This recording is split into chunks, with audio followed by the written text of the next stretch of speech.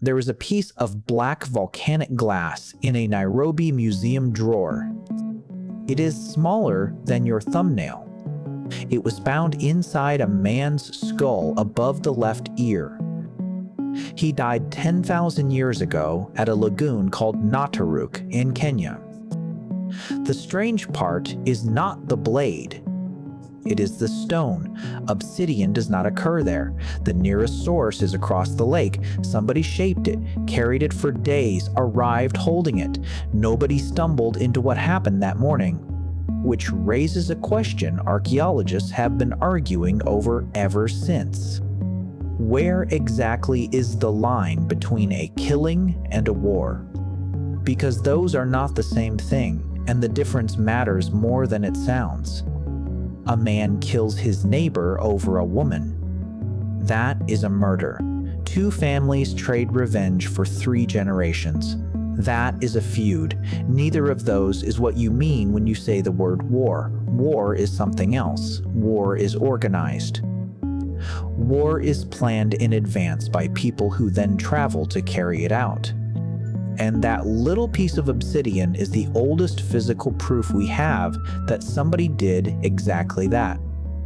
Think about what it takes to put that stone in that skull. You have to find the outcrop. You have to work the glass down to an edge. You have to fix it to a shaft and carry it and keep carrying it, past the point where you could still change your mind. The killing happened in a single morning. The decision took days. That is the part that separates it from every animal fight that came before. The stone had to be brought. The rest of what they found at that lagoon has been argued about ever since. In 2012, a Turkana fossil hunter named Pedro Ibea was walking a stretch of dry ground west of Lake Turkana when he noticed human bone lying loose on the surface. He reported it, and a team came out, and what they uncovered went far past a single body. 27 people. 20 adults, 1 teenager, 6 young children. 12 of them were lying exactly as they had fallen, face down in what had once been the shallow edge of a lagoon. Nobody had buried them. Nobody had come back for them. 10 of those 12 carry injuries no accident explains, and the pattern of the injuries tells you the rest. There were clubs of at least 2 different sizes, which means more than one person was swinging. There were arrows, which means the attack started from a distance. And there was that obsidian, which does not belong to that side of the lake. One of the women was found in a position suggesting her hands had been tied. She was heavily pregnant. The team who published this work, led by an anthropologist named Marta Mirazon-Lar, put it plainly. This looks like a planned attack by one group on another, not a chance encounter that got out of hand. And now, here is the part that quietly demolishes the most popular explanation anyone has ever offered for war. For most of the last century, the standard story went like this. War is the price of civilization. You settle down. You farm. You fill granaries. Suddenly there is stored wealth sitting in one place that cannot run away, and a neighbor who is hungry, and a wall to defend, and a chief to decide when to fight. No farms, no war. That was the theory, and it is a good one, and it explains a great deal. The people at Nataruk had none of it. No fields, no village, no granary, no stored anything. They were hunter-gatherers, moving with the water and the animals, carrying what they could lift. There was nothing at that lagoon worth taking that you could not have gathered yourself a day's walk away. And somebody still built a raiding party, armed it, crossed the water, and killed 27 people, including 6 children. So if it was not grain, what was it? That question sent everyone back to the oldest evidence we have, and the oldest evidence is older still. 3,500 years older and 2,000 kilometers north. In 1964, an American archaeologist named Fred Wendorf was working ahead of the bulldozers. The Aswan Dam was going up, and a long stretch of the Nile Valley was about to disappear under a new lake, and teams were racing to dig whatever they could before the water arrived. In what is now northern Sudan, Wendorf's team found a burial ground. They numbered it Cemetery 117. Today it is usually called Jebel Sahaba. 61 people, buried roughly 13,400 years ago. And this time they had been buried, carefully, by people who cared about them. Dozens of them had stone points still lodged in their bones. For 50 years, Jebel Sahaba stood as the oldest known battle in human history. One catastrophic day, one massacre, one line in every textbook. In 2021, a team re-examined every one of those skeletons using imaging Wendorf never had. They found 106 injuries nobody had ever recorded. And they found something in those injuries that changed the meaning of the entire site. Many of the wounds had healed. Bone had grown back over them. Which means those people did not die that day. They were wounded, and they recovered, and they went back to their lives, and later somebody came for them again. Jebel Sahaba was never one battle. It was decades of raiding, generations of it. The same small groups going back and forth across the same stretch of river again and again until it stopped being an event and became simply the way things were. That is a much darker finding than a single massacre, and it points somewhere uncomfortable. Because if this was happening 13,000 years ago, before farming, before villages, before anything we would call a society, then how far back does it go? The answer to that came from somewhere nobody was looking. In 1974, at a research site on the shore of Lake Tanganyika, a primatologist named Jane Goodall had been watching the same community of chimpanzees for over a decade. That year, the community split. A group of them moved south and stopped associating with the rest.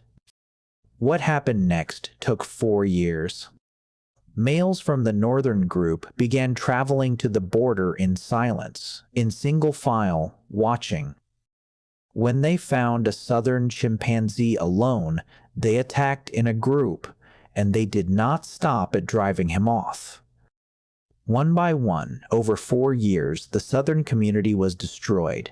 Patrol, ambush, overwhelming numbers, territory taken and held. It looked less like a fight than like a campaign. Which brings the whole question to a very uncomfortable place. If chimpanzees do it, then coordinated group killing is not a human invention at all. It is something we brought with us. And this is where the scientists stop agreeing with each other and the argument becomes genuinely worth listening to. On one side stands an archaeologist named Lawrence Keeley.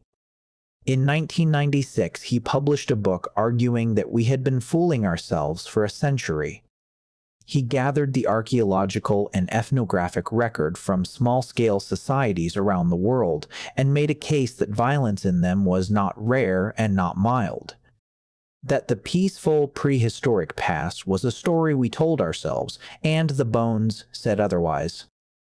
A psychologist named Steven Pinker later built on that data in a book of his own, arguing that the deep past was far more violent than the present, and that the trend of history runs the other way from what people assume. Their position, roughly, is this: the capacity is old. It is in the primate line. Culture did not create it. Culture only ever manages it. On the other side stands an anthropologist named Brian Ferguson, who has spent his career arguing the opposite. Ferguson does not deny that people kill each other. Nobody denies that. His argument is about the word. A murder is not a war. A feud is not a war. War, he argues, requires organization, leadership, logistics, and a sustained reason to keep going. And those things have to be built and taught and passed on. He also argues that the evidence gets cherry-picked, that the violent sites make the papers while the long, quiet stretches of the record make nobody's headline. He is not alone.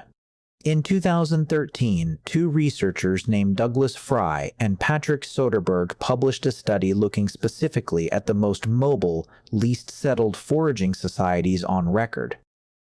What they found was that most of the killing in those societies was one person killing one person, for reasons you would recognize from any human life. Not group against group, not war. So put the two arguments side by side and look at what they are actually fighting over.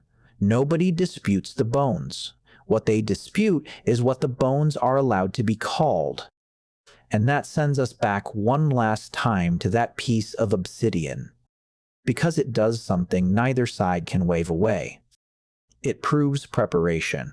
It proves that someone made a decision and then kept making it hour after hour across a lake with the weapon already in their hand. That is not a flash of rage. Rage does not survive a 3-day journey. And preparation has to be learned. Somebody taught somebody else how to do that. But the stone only answers half the question. It tells you the attack was organized. It cannot tell you where the wanting came from, whether that arrived with the planning or was already sitting there long before, waiting for a method. And there is one more thing you should know, because leaving it out would be dishonest. Not everyone accepts Nataruk.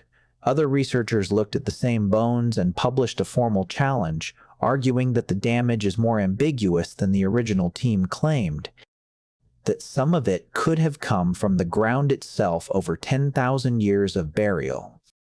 The site is still cited constantly. It is also still argued about. That is what the honest edge of this subject actually looks like. Not a settled answer. A stack of contested evidence and a very old question, and people still going back to the same bones with better instruments. So, did humans invent war? The most defensible answer anyone can give you right now is this. The capacity was inherited, the institution was assembled. The wanting is old. Older than us, older than our species, sitting in the primate line long before there was anyone to write about it. But everything that turns that wanting into war had to be built. The planning, the coordination, the idea that the people across the water are a category rather than a set of individuals, the knowledge of how to make a weapon that is no good for hunting at all.